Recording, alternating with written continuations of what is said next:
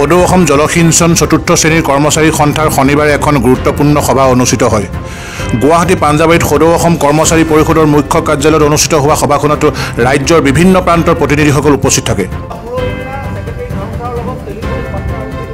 সদৌ অসম জলসিঞ্চন চতুৰ্থ শ্ৰেণীৰ কৰ্মচাৰী সন্থাৰ কাৰ্যকৰী সভাপতি আজিজুৰ ৰহমানৰ সভাপতিত্বত অনুষ্ঠিত হোৱা সভাখনৰ বিভিন্ন বিভাগৰ পাৰ্চনেল পোষ্ট তৃতীয় আৰু চতুৰ্থ শ্ৰেণীৰ কৰ্মচাৰীসকলৰ পদোন্নতিৰ ক্ষেত্ৰত থকা উচ্চ ন্যায়ালয়ৰ প্ৰতিবন্ধকতা আঁতৰ কৰাৰ বাবে পুনৰ উচ্চ ন্যায়ালয়ৰ দ্বাৰস্থ হোৱাৰ আগতেই সদৌ অসম কৰ্মচাৰী পৰিষদৰ কেন্দ্ৰীয় নেতৃত্বৰ জৰিয়তে অসমৰ মুখ্যমন্ত্ৰীক সাক্ষাৎ কৰি পাৰ্চনেল পদবীৰ সৃষ্টি পোষ্ট ক্ৰিয়েট কৰি হ'লেও পদোন্নতিৰ ব্যৱস্থা গ্ৰহণ কৰাৰ দাবী উত্থাপন কৰে।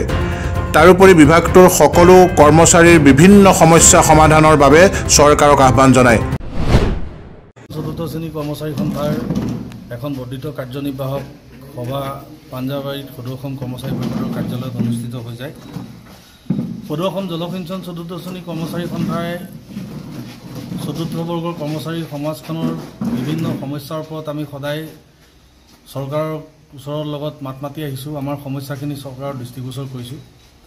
ইতিমধ্যে ভালেকেইটা সমস্যা সমাধান কৰিবলৈ আমি সমৰ্থ হৈছোঁ। তাৰ কাৰণে আমাৰ সন্থাটোৰ সমস্যা সমাধান কৰাৰ ক্ষেত্ৰত জড়িত যিসকল অনুষ্ঠান সদৌ অসম কৰ্মচাৰী পৰিষদ বা ৰাজ্য চৰকাৰ বিভাগীয় মুৰব্বী বিষয়াসকলক ধন্যবাদ জনাইছোঁ, কৃতজ্ঞতা জনাইছোঁ। কিন্তু তাৰ মাজতো কেইটামান অতি জৰুৰী সমস্যা আজিও আমাৰ অমীমাংসিত হৈ আছে, সমস্যাই দেখা দি আছে। যে আজি আমাৰ চতুৰ্থ বৰ্গত আমি চাকৰি কৰিছোঁ ভালেকেইদিন, শিক্ষিত যুৱক আমাৰ মাজত যথেষ্ট আছে। চতুৰ্থ বৰ্গত নিযুক্তি পায়ো এতিয়াও কাৰ্যালয়ত কোনোবাই বিলৰ কাম কৰে, কোনোবাই ইলেক্ট্ৰিচিয়ানৰ কাম কৰে, কোনোবাই মেকানিকৰ কাম কৰে, কিন্তু প্ৰকৃতাৰ্থত সেইসকল কৰ্মচাৰীয়ে সেই কামৰ মৰ্যাদা নাপায়।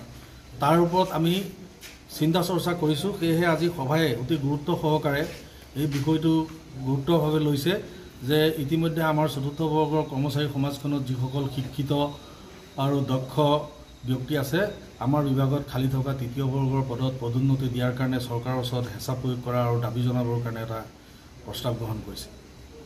অন্যহাতে আমাৰ মাজতে একে সময়তে আহি একে কাম কৰা কিছু সংখ্যক সতীৰ্থ বন্ধুৱে আমাৰ চাকৰিটো নিয়মীয়াকৰণ হোৱাৰ পৰা বাদ পৰি গ'ল। দুৰ্ভাগ্যবশতঃ সেইসকলে আজিও মাষ্টাৰলতেই কাম কৰি আছে।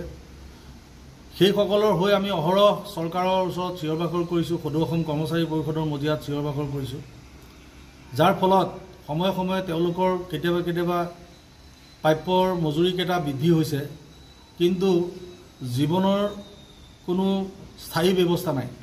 বহু সতীৰ্থই ইতিমধ্যেই আমাৰ মাজৰ পৰা চিৰদিনৰ কাৰণে বিদায় লৈছে। সেইসকলৰ পৰিয়ালৰ হাহাকাৰ অৱস্থা, এইটোৰ প্ৰতি হৃদয় বিদাৰক কথা।